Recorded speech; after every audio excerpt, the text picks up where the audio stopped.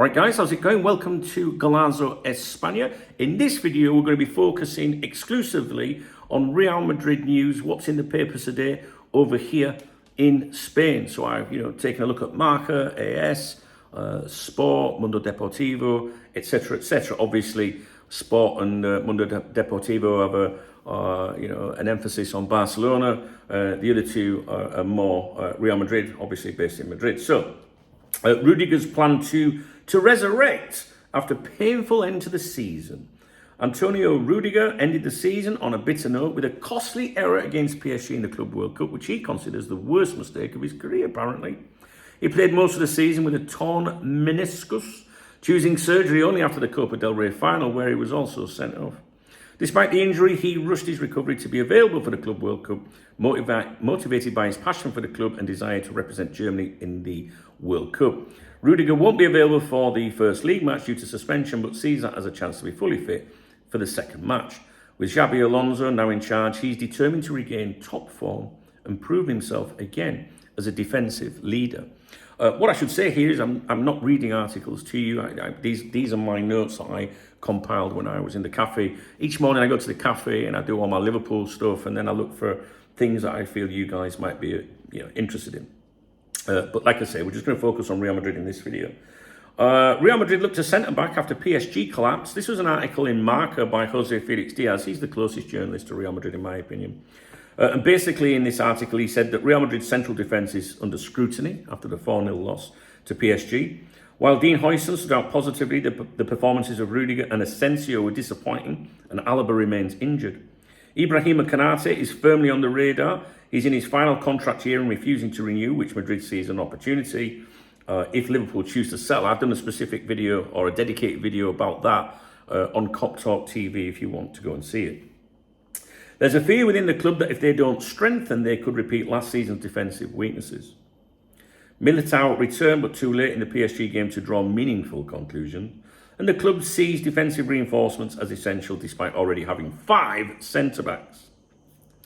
Asencio posts apology for mistakes during the Club World Cup. Asencio slaughtered by the press today, which is strange. I discussed this over on Cop Talk TV in the Konate video.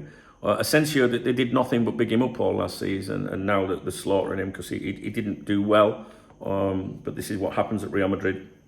It says here, Raul Asencio publicly apologised for his errors during the Club World Cup, including a key mistake against PSG and a red card against Pachuca. He admitted in a heartfelt message on social media that he felt he didn't meet the expectations of playing for Real Madrid. I don't think that's a bright thing to do, really, do you? Rodrigo's future uncertain despite his desire to stay. Again, there is a video on Cop Talk TV about this because Liverpool have been linked with him.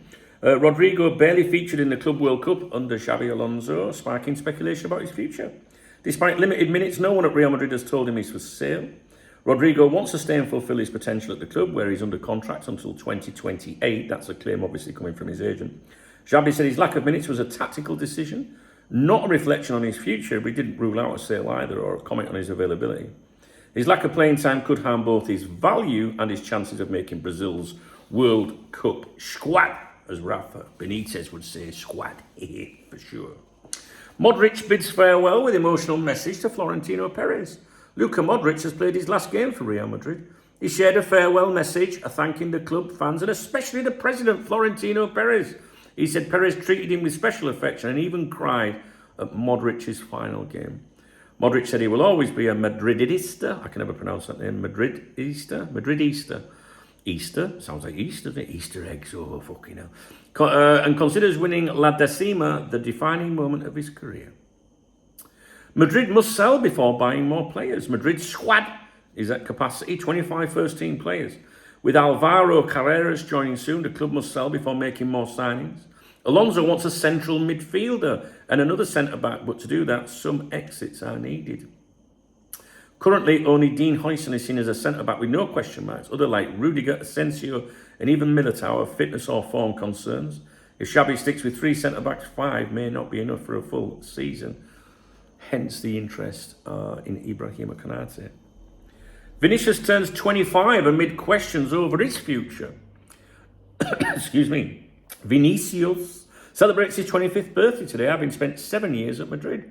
Despite reaching world-class status, his form has dipped sharply, and there's concern about his performance.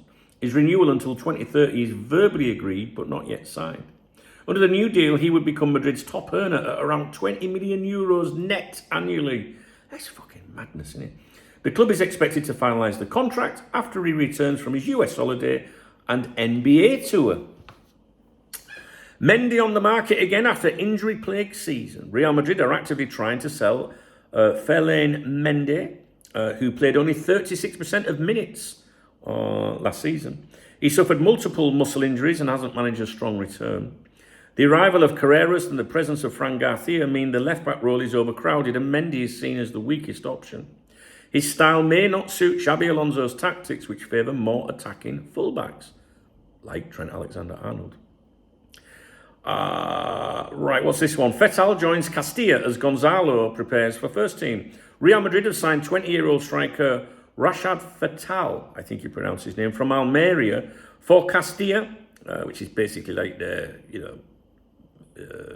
B team, or you know what I mean, something like that. He costs around €1 million and is seen as a long-term replacement for Gonzalo, who's expected to stay with the first team. Fetal is a Moroccan under-20 international and already has some La Liga experience. Real Madrid sign Alvaro Carreras after PSG humiliation. This was featured in Sport, which is not a newspaper that's close to Real Madrid, but obviously they're on the ball here. But Carreras will join Madrid after the club agreed to pay Benfica's €50 million release clause in instalments. Manchester United still have a buyback clause, but unless they act, Carreras will be officially announced soon. The move comes after Madrid's defensive failures at the Club World Cup. Rafa Obrador will go to Benfica as part of the deal. Carreras will be Madrid's fourth summer signing, joining Trent Alexander-Arnold, Dean Huijsen and Franco Mastantuono. He's expected to be the new starter at left-back, putting pressure on both Fran Garcia and Ferland Mendy. Raul Asencio also publicly apologised again for his mistakes at the tournament. We know about that. Club silent as Endrick suffers injury setback. Endrick has relapsed from a previous hamstring tendon injury and could be out for another 2 months. He missed the Club World Cup and had been training separately with the team in the US. Madrid have not released a medical statement, but reports suggest he'll be out until mid-September. With Gonzalo's rise and Endrick's injury woes, his progression at Madrid is stalling. A loan move had been considered and might now be more likely, but Endrick remains determined to make it at Madrid. His lack of playing time could hurt his chances of going to next year's World Cup. I hope you're listening, Ibrahima Kanate. Xabi Alonso requests more signings after Club World Cup failure. This was in Sport. After the 4-0 loss to PSG, Xabi Alonso said there is margin to improve the squad. He wants a defensive midfielder like Martin Zubimendi, whom he explicitly requested and obviously didn't get. Another centre-back, with Kanate still his preferred target. Xabi is trying to avoid the mistakes of Ancelotti, who accepted what the club gave him without pushing for more. Without a proper midfield anchor, Xabi may have to rely on players who don't fit his style. And that, my friends, is your lot concerning Real Madrid today. Okay? So let me know if you enjoyed this kind of style. I've never done like club-specific updates before on this channel, but that's what I think I'm going to do moving forward, like Real Madrid, Barcelona, and then all the others kind of thing. All right? So you've got some more content coming up. If you appreciate this video, I don't say like appreciate, if you like the video, if you found it informative, a thumbs up, that'd be really cool. You can drop me a comment as well. I'm sure there's ways of supporting this channel in the comments, in the video description. I genuinely don't know. This channel isn't monetized. It actually took up a lot of my time. I spent more time on Golazo España today than I did Cop Talk TV. It took a long time to do all of this today, so I really appreciate you giving me a thumbs up and commenting, guys. All right? Okay, I'll leave you with it, and I'll be back with you shortly with a roundup of Barcelona's news.